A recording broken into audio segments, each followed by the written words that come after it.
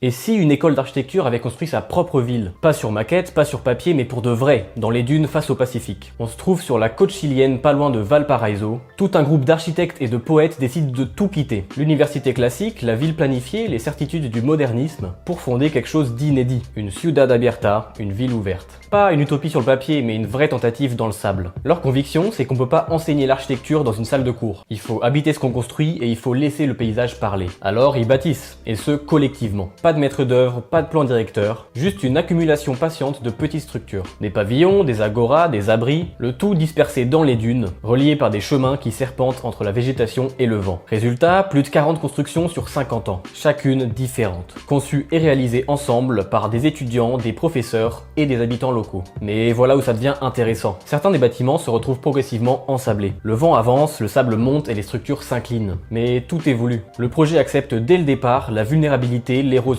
et la transformation. L'architecture n'est pas là pour exister éternellement, elle est là pour coexister avec le paysage, même si ça veut dire qu'elle disparaîtra un jour. Il y a aussi une chose étrange, c'est qu'une route côtière coupe le site en deux. D'un côté la ville officielle et de l'autre la ville ouverte. Cette fracture physique dit quelque chose de vrai sur leur rapport au monde. Ils sont là, mais à part. Alors aujourd'hui, on parle d'architecture low-tech, d'apprentissage par le faire, de construire avec le territoire plutôt que contre lui. La Ciudad Abierta, elle anticipait tout ça. Et le tout, il y a 50 ans dans les dunes. C'est peut-être le seul endroit au monde où une école d'architecture a eu le courage de bâtir sa propre ville, à échelle réelle et de vivre dedans. C'est pas un musée, c'est pas un campus, c'est une ville qui respire, qui bouge et qui s'ensable. Et qui continue quand même d'exister. Est-ce que c'est ça une architecture vivante ?